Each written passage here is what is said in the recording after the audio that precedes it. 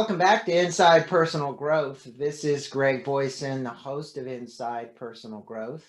And joining us from St. Louis, Missouri is Dr. Laurence Hillman. And I have known Laurence for quite some time as an astrologer. And now not that he hasn't been delving in, but in the archetypes at work.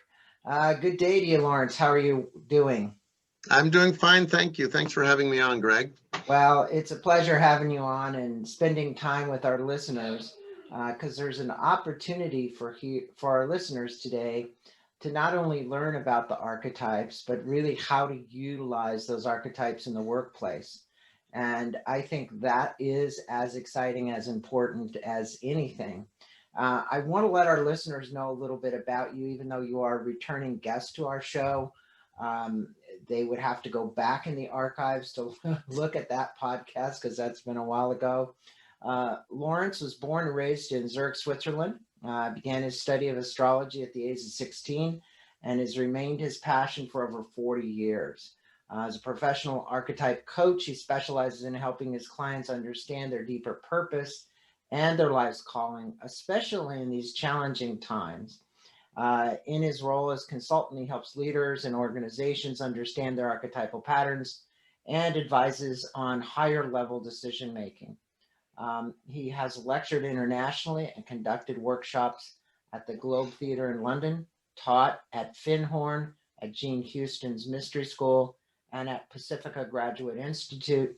And he has been a repeated guest lecturer at Washington University in St. Louis, which is where he's joining us from. Our prior interview was about we'll put a link in the blog to that as well. For those of you who are interested, he has a book out called Planets in Play, How to Reimagine Your Life Through the Language of Astrology, and the co-author of Alignments, How to Live in Harmony with the Universe. He holds a PhD in psychology with a focus in transformative leadership and an MBA and a master's in construction management, as well as a degree in architecture.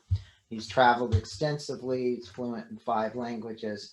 So again, pleasure having you on with us today and spending time with these listeners to discuss this, because it is such a just truly lively discussion that we can have. And you know, I even though my listeners come from all walks of life, Laurence, they're executives, they're middle management people, they're individuals, they're all seekers. They're all trying to learn something new about themselves and how they can apply that and the universe. And I think let's start with really the basics, just so our listeners understand the foundation of archetypes. What are they? How can they be used to better understand the personalities of people that they work with or they interact with on a regular basis? It doesn't even necessarily have to be work. It could be a husband, wife, mother, father, child. Okay. So let's start there. Thanks for the question. It's a great question. So archetypes are the underlying patterns of human nature and also of human experiences, and they recur throughout history and across all cultures. So for instance, let's take the renegade. The renegade is an archetype. There's always that one person that doesn't fit into the mainstream. We all recognize that person from when we were in school or from any group we work in or even in our families. In art, you have that one artist who breaks the rules. The inventor belongs here as well, the person who thinks outside of the box and discovers something new. There are, of course, famous leaders who are renegades, like Steve Jobs. So in our model, there are 10 different archetypes. Each of them is distinct as the renegade I just described. And so as later, if I have an opportunity to describe these to you, I hope that listeners will ask themselves, just, you know, as a response to the description of the archetypes, which ones of these feels more comfortable, sort of like more of a lead actor when they step into the world, would they step more into that role, or which feel really more offstage or less comfortable for them to participate. Just even with the renegade, some people might feel, oh, that's really not me. I don't like to stick my head out. I don't think I like to be part of the group. I'm not really someone who thinks outside of the box. Yet I might imagine that the group that you just described, that is your audience, might very much, if they're seekers, they might want to go outside of the mainstream. And so the renegade might be quite prominent in the group of your listeners, as an example. Yeah. Yeah, I would say so. And I want to let people see the book. Here is the book. This is the book we're talking about, and this is the book they should go out. There'll be a link to Amazon for them to go get a copy. Plus, I want to show them the 2 decks of cards as well, because we didn't have an opportunity to do that yet. There are cards you can get individually with this. We'll put a link to their website so that you can learn more about this. But the important thing is, and we'll get to that, but there's also an assessment. And I'd like you to kind of explain the 5 realms of order, as well as correlating to the 10 archetypes that you just talked about, and name each of these so that the listeners can have a reference throughout the podcast, because we're going to be talking more. We're going to be weaving all this in throughout the podcast. And I think if they can get a foundation here between the archetypes and the 5 realms, then they're going to have your model. perfect. So we understand that this is a new way of thinking for many people. And we're very used to thinking in typology. You know, I'm this and therefore I'm not that. The archetypal model essentially says that's not really how the world works. We really all have all of these 10 archetypes within us. But 10 is a large number to sort of handle. And so we started out with 5, with the way that we often divide our lives into anyway, 5 themes, if you want, that apply not just to life, but to leadership as well. These are sort of 5 broad areas that we call realms. The first one is order. It's essentially how we organize our lives, how we create structure in our lives. The second one is relationships, how we relate to ourselves and to others.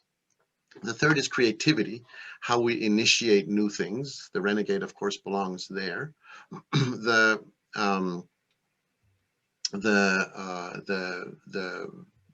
fourth is change, how we let things die and then how things come back. Creativity, actually, the renegade belongs to change. I said that backwards, because there is a part of the renegade that is also creative, but in our system, the renegade belongs to change. So the change is about how you renovate, how you reinvent things, how you let things die and let things reemerge in a new form. Right now, there's a lot of change going on in the world, and so the change realm is quite active in our cultures collectively. Action is the last one, which is how we accomplish things, how we get things done. So then we break these 5 realms down into 2 archetypes each. That's how we get from 5 to 10. So the first archetype that shows up is the sovereign. It's the sovereign brings order. Again, we're in the realm of order, 2 archetypes. The first one is the sovereign. The second one is the strategist. The sovereign brings order through vision and purpose. I'm at the center of things. I set the direction for a person or for a group by radiating from a center point outwards into the world. The strategist is a little different. The strategist brings order through structure and through mastery, often working more behind the scenes than directly in front of a group. So 2 different ways of creating order. In the relationship realm, we have first the nurturer, which is about care and empathy, how we give others what they need, how we listen, grow, and develop. The lover, who is also part of the relationship realm, values other people in the sense of relating to them, appreciates beauty, and focuses on what others and they themselves desire. So design and what's valuable and appeal and things like that belong to the lover. Mm-hmm. In the realm of creativity, we have first the dreamer, which is accessing imagination and inspiration, and is comfortable with the more unknown and the imaginative side of things. Whereas the storyteller, the other side of creativity, is effective communication and relating to others and making synthesis of complexities and things like that. So how we tell our stories, that's part of a creative process. When we get to change, we have the renegade. Again, that's the part of us that is about invention and disruption. And the transformer, brings about change through a more shamanic approach, mystery, regeneration, and then re-emergence kind of a thing. The warrior in the realm of action is assertive and has clear goals and is bravely challenging and defending and things like that in the world. They know their territory, whereas the explorer is an expansive optimist, endlessly going out into the world and looking for adventure and truth. So that's how we come up with the 10 that are broken down into 5 realms, 2 for each. Well, it's a great way for our listeners to understand the model. I think most people have a proclivity toward one of these, but it doesn't mean that in these archetypes, Laurence, that we don't express some or all of these at any point in our life, right? I mean, you've been an astrologist for a long time, so we watch what people go through. We know how they're affected by certain things that happen in their life. Would that be true to state that, yeah, maybe I have a proclivity toward, being a lover or something like that, but the reality is all of these elements show up in my personality? Exactly. That's a key point and a key difference to personality assessments. So what we're saying is that all 10 archetypes show up in all people at different levels of comfort, depending on how you were raised or your personality or what your culture emphasizes or doesn't emphasize.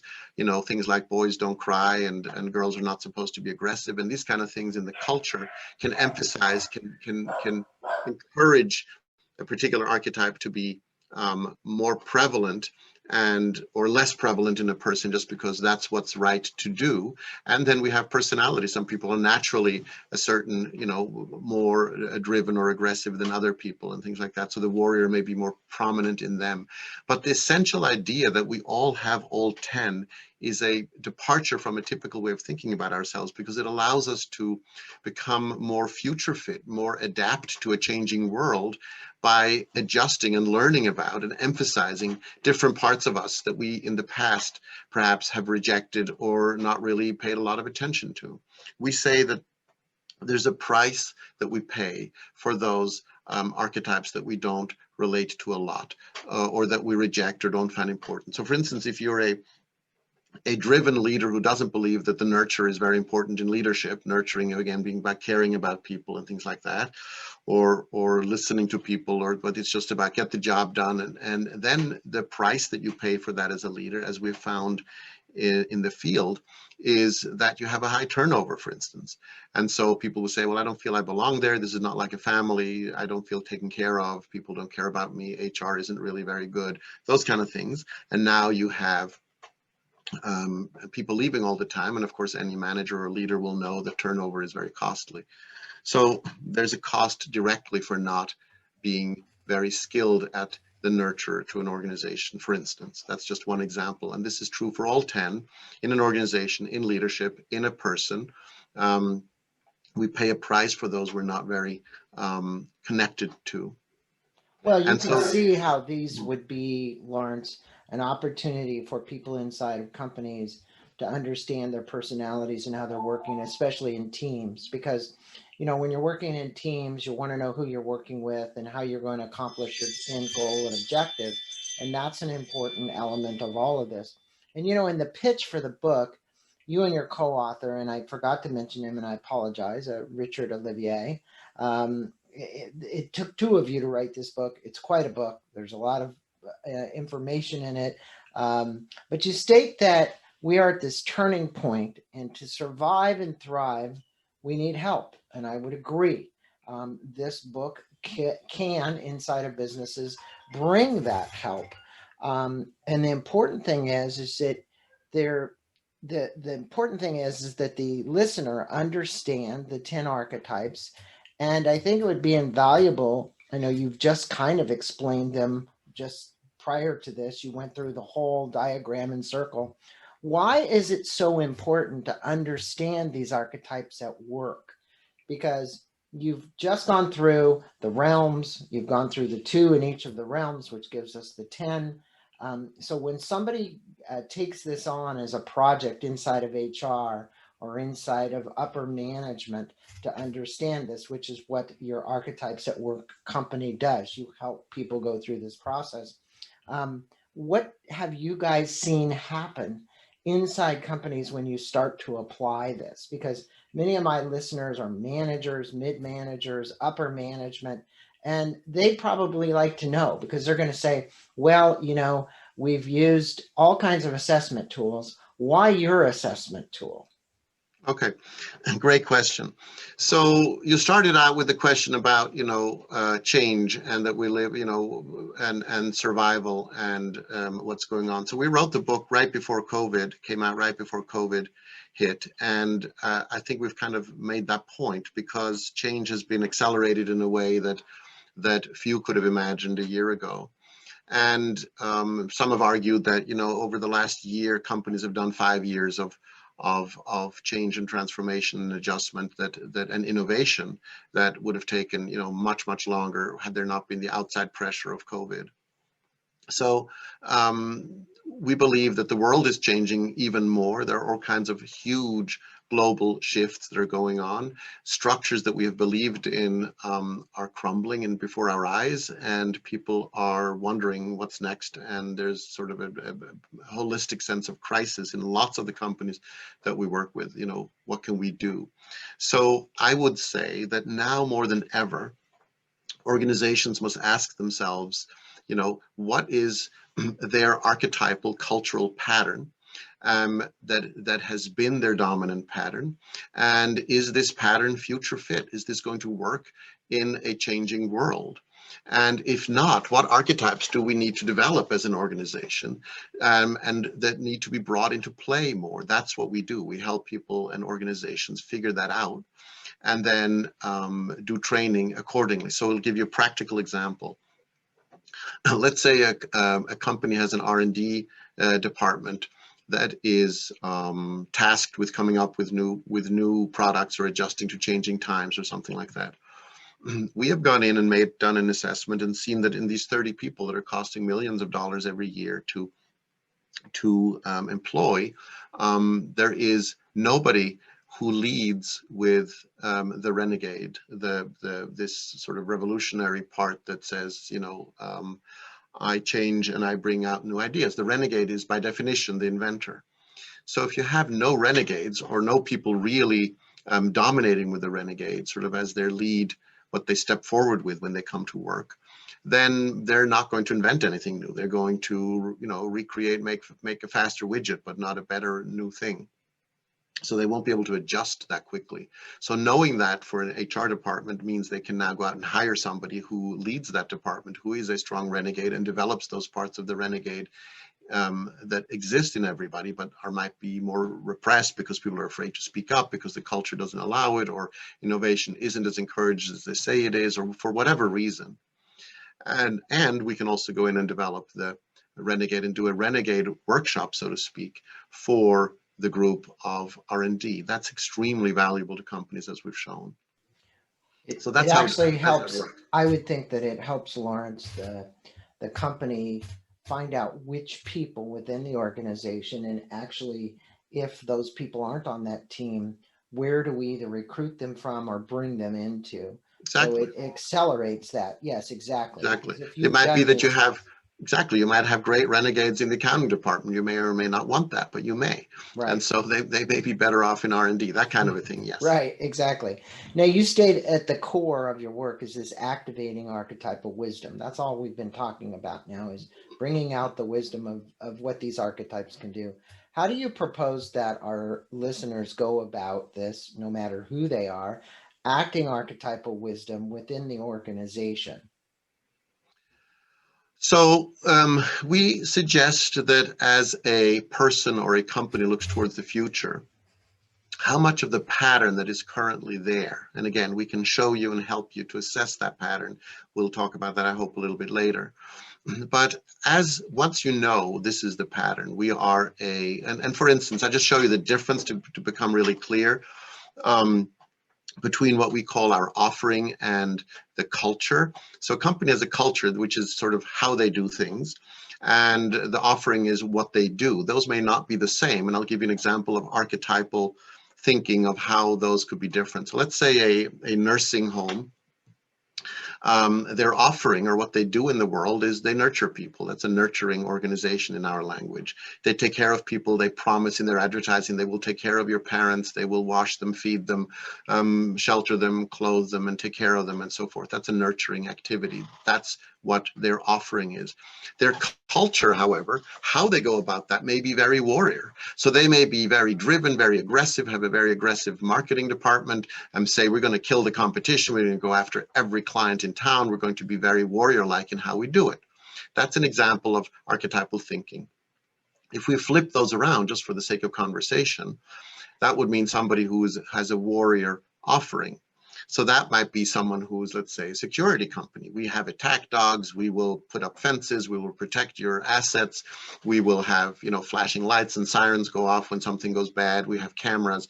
We watch and protect you. We are a warrior. We offer warrior to you. That's what we do. Their culture may be nurturer.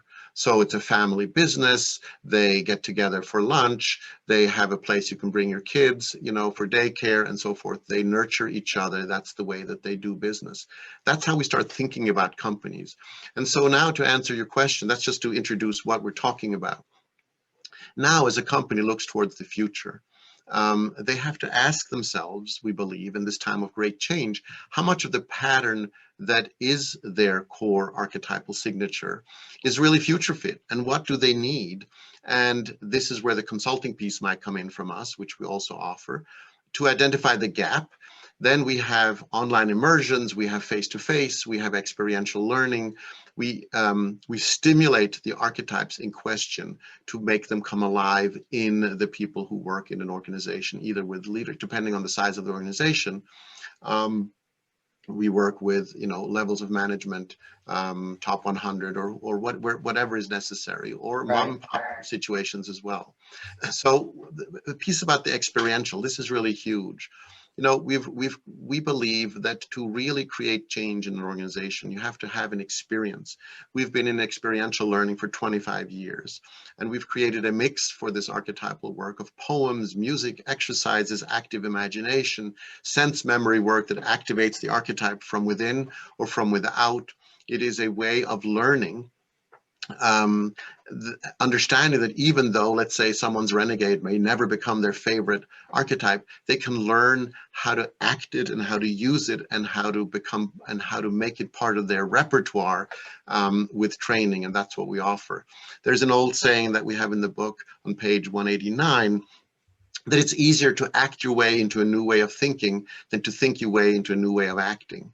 And so we really believe we come from a theatrical thinking that you embody something, you experience something, you have the physical experience, then you understand it much more than intellectually sitting around and doing it. When archetypes first came up, came into the mainstream of conversation, people sat around and talked about them, particularly in Jungian circles.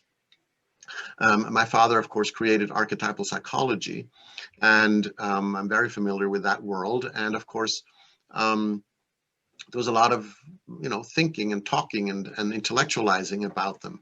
But we know from personal development that we have to learn to act in these parts of us, or we will never really embody them. So we believe that you can act in your desired future. That's what we do in our training. It's a physical engagement, which we have now brought online and are doing with people online all over the world in a very effective way. So people can experience. I like the fact that it is experiential learning, because that is how, in essence, you shift your DNA. You also rewire and refire from the neurotransmitters in your brain. And these are ways where you start to act out these parts, then you become these parts. I think there was that old saying, you had 189. This wasn't in your book that I remember, but there used to be one, I think, therefore I am. Not certain that we actually think and there we are. I think sometimes a lot of philosophizing goes on in between. Now, you've got this assessment tool, which is comprised of 50 questions that they can go to archetypesatwork.com and access, and we'll put a link in the blog. And our listeners can take this, again, at Archetypes. What's the purpose and the benefit of taking the assessment, and what will the listeners who are out there right now receive back from you from this assessment after they take the assessment? Okay, so there are two assessments. The first one is a free one that you just mentioned. That's available on Archetypes at Work right now. Essentially, you answer 50 questions. It sends you a report by email, a PDF that essentially gives you a report, which gives you your top and your bottom archetypes, the one that you're the most comfortable with and the one that you're the least comfortable with. Again, the one that you're the most comfortable with is the one you're going to step forward with into the world most naturally for whatever reasons, because you were raised that way, because it's your personality, because you think that's what's cool, whatever it is, that's what you show up with most of these 10. And the bottom one is the one you're going to have the least relationship to. That's what that shows you. The purpose of it and why this has value is because it introduces you to archetypal thinking. You start to wonder, and if you do this with your friends and other people you are close with in all kinds of situations, you can start to have a conversation around archetypes. You start to wonder, and it's not typology in the sense that I'm this and therefore I'm not those other whatever in the system or in the model that you're using. You are saying we all have this. Yes, I'm more comfortable with this, but I see that you over there have developed this part more than I have, and therefore I can learn from you something. So it's more about curiosity about what we can get from each other. It's an invitation to think in a certain way. And the ones that are at the bottom are an invitation to learn what are the ones that you want to learn more from. This is a glimpse, this is an introduction, this is a teaser, a taste, if you want, of the archetypal world that we work in. The full assessment, if you want the real deal, which is a 20-page report with describing all of them to you and how they rank and your comfort zone with developmental ideas and all kinds of thoughts of what you can do with them, how you show up at work, what you do, how you communicate.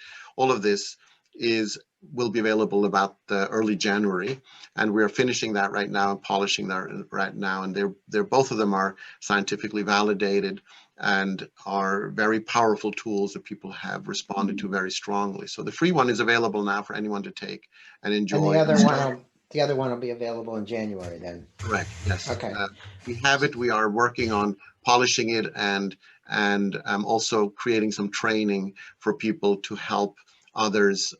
So for instance, an HR person to develop some training for people who can then use the report and help people understand it even better than the report itself does. So some kind of a debrief training that we're in the process of writing. That's really what's holding it up. We would like to have that available when the report comes out as well. So and I think more importantly for people in organizations that are in charge of the chief learning officer, it gives them tools for their toolbox to work with employees, and that's what you've got to do. Exactly. Now, you speak about the archetypal shadows of too much. TOOMUCH. I'll tell my listening. What happens to these archetypes when they slip into the shadows of too much? That's a great question. So the ones that we're comfortable with, and we usually talk out of the 10, again, we use a theater metaphor. So we talk about your lead actors, and we talk about the top 3. These are the ones that you are most comfortable with, that you will readily access, that you have to have in your work situation to be happy. That's what you do. You step forward with these 3 in some combination, sometimes number 2, sometimes number 3, sometimes number 1, but those are your lead actors. At the other end of the scale, you have the most or more offstage actors, the ones that you don't use so much for whatever reason, as I've described a couple of times today. In the middle, you have 5 that are what we call supporting actors, major and minor supporting actors. They're not quite as important. You can step into them if you need them. You can bring them along if you need them, but they're not really as dominant either as being present or as not being present as the top and the bottom. So the too much are the archetypes that we are most comfortable with. Often also we overplay them. Again, think of theater. So we exaggerate them because we're so good at them and they serve us so naturally and easily, and there's a price for that. So for instance, if you are a warrior and you are driven and you go for your goals and you meet your targets and you focus on what you do, and this is sort of your attitude, it is very easy for someone who is a dominant warrior to become dominant, to become a bully, or to yell and shout, or to become angry very quickly, and to, you know, sort of flip the switch kind of a thing. That's possible. And on the other hand, so, on the too little level, as I said earlier, there's a cost. So for instance, the cost example that I brought was if somebody doesn't believe that the nurture is important, or is just not comfortable with the nurture because they don't believe that belongs for a leader in their toolbox. That's just not important. As long as people get their job done and everybody functions, if you don't like it here, go somewhere else, that kind of attitude, then the cost can be high turnover, for instance. And the cost to ourselves can also be that we feel you know, unloved, we feel uncared for, we don't know how to take care of ourselves, those kind of things on a very personal level as well. So there's a cost for overplaying the too much, and there's a cost for underplaying, if you want, the too little of any of these archetypes. We talk about the Goldilocks zone in the middle of that range from too much and too little, where people want to ideally operate. That's where the gifts show up. And for any of the archetypes, there's a whole set of gifts, as I have described. Well, they're working at their workplace optimally when they are in that zone. You know, there's a whole series of interviews I've done with Stephen Kotler on people trying to get to the levels of flow. And I think these archetypes also relate to that as well, because when you're in the perfect kind of zone here, you actually are performing optimally. And that's what not only you should want for yourself, but obviously the corporation wants, because that's where the most productivity occurs. That's where the most creativity occurs. That's where the most innovation occurs.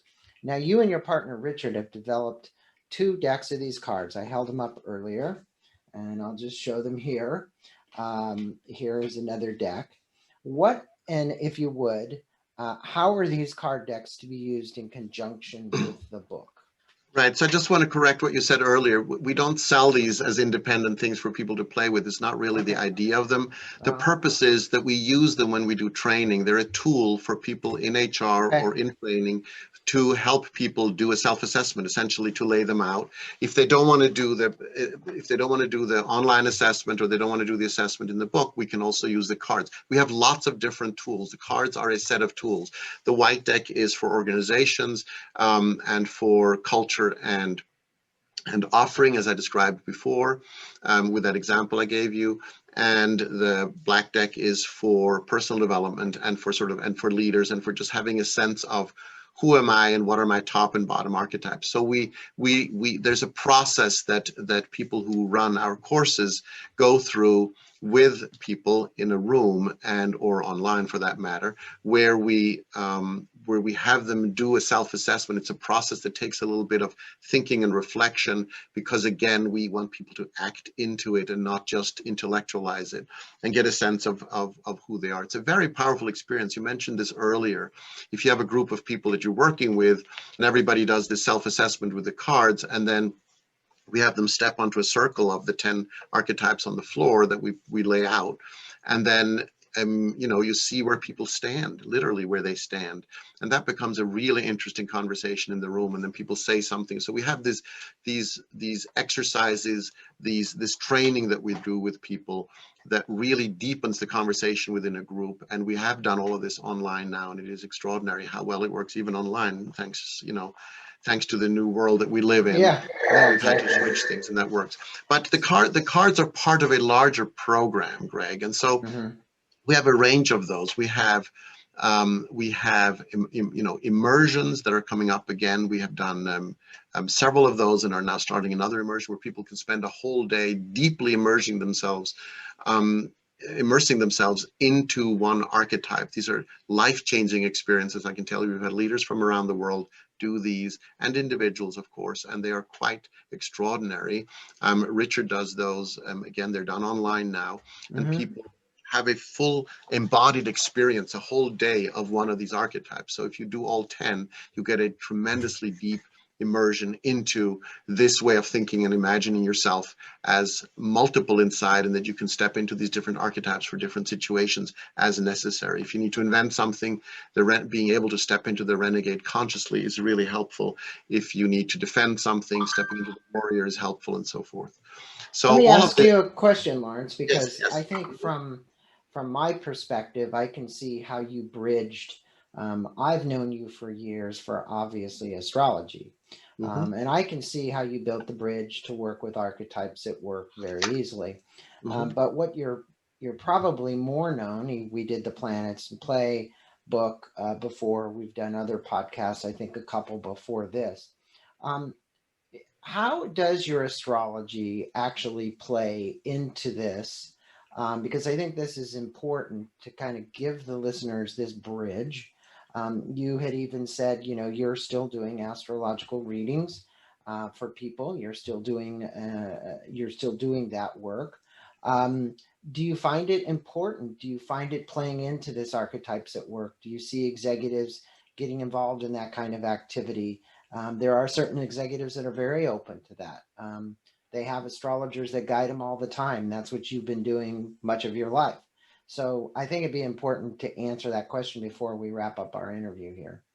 So the way I think about archetypal astrology, which is a particular kind of astrology, it sees the planets as archetypes, um, is an additional level of depth. Some of the people I coach, we use the archetypes at work methods without the planets in additional, and the chart in addition, and the whole astrological model, which simply can go much, much deeper. And with some we do. So there are no rules. It depends on the person. Some people are comfortable with it, some people are not. I never force anybody into any kind of belief system or anything different. What we are doing is we are showing that the archetypal model is a very powerful model. The astrological model is also based on archetypes, on the archetypes of the planets. They happen to be identical, that we have based this model on loosely on Roman gods and planets of the solar system, because that is a structure that even in times of chaos and decay, the movements of the planets is consistent, measurable, left brain, rational, and organized. One could argue that that's the only system that is organized and does not change over time, is the movements of the planets. It is predictable, it is precise, it is structured, and it is cyclical. And so we can understand the universe and consciousness and human behavior through this model if we choose. One does not have to believe in astrology, one doesn't have to understand astrology. The method itself speaks for itself. It's highly effective. It has been tested with over 5,000 people, across the world. And the feedback that we're getting is quite extraordinary. So what I suggest to people is give it a shot and see what happens. What happens Right. to you when you try this out, and does it change your life? And my sense it will, and not just your life, but your ability as a leader, because of this breadth of insight that comes from a very, very large, global, even universal perspective. Now, wrapping this up, I think it might be great to look at this two ways. If you were going to leave our listeners with anything relative from the book, the use of the archetypes at work, how it would be used, but also I'd like to get your personal astrological viewpoint of this time in history right now, based on the planet's alignment, where you kind of see things headed. We've got a lot of things going on, an election coming up, a lot of problems in the United States and globally. And we certainly need to address much of this. It unfortunately doesn't look like it's getting addressed the way we'd like, but maybe the planets can tell us something different. So I would love to, the planet alignment anyway, as far as the energies are concerned, and how it affects people in communication. So two things. First part of the question is the book and the use of the archetypes at work. And the second part is your viewpoint. And then we'll end the interview with that. Perfect. So for the book, I think we've made a case that this is a way of thinking that is different from what's out there right now, that it is a way for people, organizations, and even cultures in organizations to become future fit. And I suggest people go to archetypesatwork.com We'll do that. and read more, and you'll provide a link and they can find out more about this method. People can contact me directly. They can ask questions. I will answer as best as I can. As far as the astrology of the time, if you go to my website, my personal website, which is laurence-hillman.com with a U, LAURENCEHILLMAN.com, then you will find there in the footer, you will find an article that I wrote on COVID in the spring and on the changing times and how the changing times are reflected astrologically in this time. I got a lot of feedback from that from around the world, people feeling that they had a better sense of understanding about our times for that. So I'm going to refer to that article rather than repeat all the different things that are going on. But I will simply say broadly that there is obviously, because as above, so below is the core idea in astrology, that if we know how to read the movements of the planets at any given time, we also know how to read the zeitgeist or what's happening in the world. And so astrology is certainly not surprised at what's happening. And we've talked about this 2020 year for many, many decades, because one can see these things coming up. And so how it actually unfolds is always going to be the mystery, but that there is tremendous change and decay and breakdown is not unexpected to us. How long will it last? That's the question I get asked the most. And my response to that is that if you're asking that question, you're asking the wrong question. I think the question is not how long will it last, because change has been initiated. The question is, how am I personally responding to the fact that everything that I believed to be my structures and my scaffolding has now collapsed and will no longer come back in the same way? How will I as a person in this world be able to change and adapt to that? Because if I don't, I'm not future fit. That's the challenge that we have. It's not about waiting when we get back to things the way they were, because they're not going to get back to the way they were. This kind of a change historically is a change that is permanent. And so the interesting question is not how do I get back to where I was, but how do I change myself to adapt to a new world? That's a much more interesting question to me. That's what I like to help people with, and not how long is it going to take until this is over, because that's not the point. When these kinds of things happen in history, there is a dramatic change. There is no over.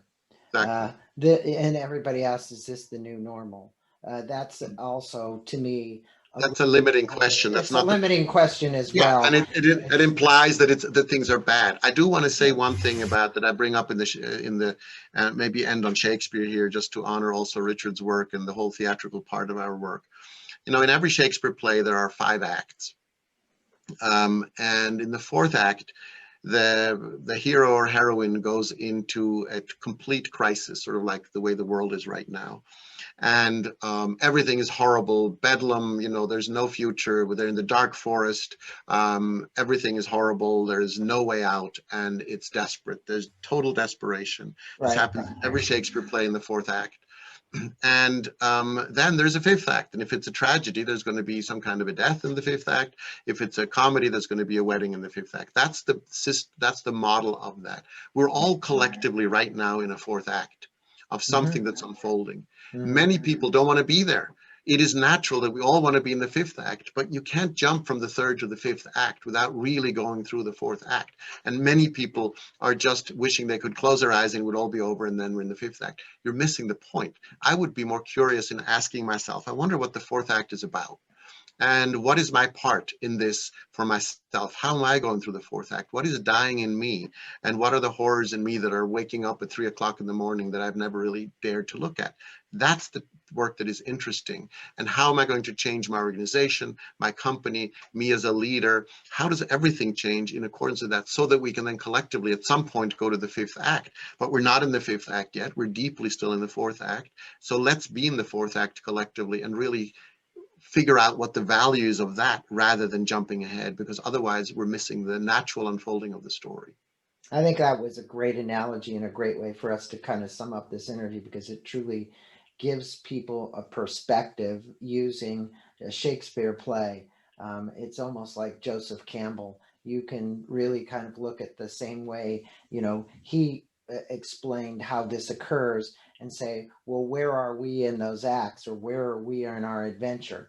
And the reality is you are going to learn if you go in depth. And I will say, I want to thank you so much for bringing to light how these archetypes can be used in the workplace, because that is one of the major areas where we're going to not only see shift and innovation and change, but we're also going to get from the fourth to the fifth act by collectively coming together at work and coming up with new solutions to all these problems we have. It's not that it can't be done individually, but it certainly is done better when you're working inside of teams or inside of a company. And corporations will have a huge impact on this. So kudos to you and Richard, Olivier, for the work that you guys are doing. Again, for all my listeners, go to archetypesatwork.com. We'll also put a link to Laurence's website, which is Laurence Hillman, LaurenceHillman.com, just to repeat. And we'll put links to the book, which you'll be able to get on Amazon. Thank you so much for being on with us this morning. I appreciate you taking the time to impart some wisdom on our listeners about the archetypes at work. Thanks, Laurence. Thank you, Greg. It's been a pleasure, and thanks for having me.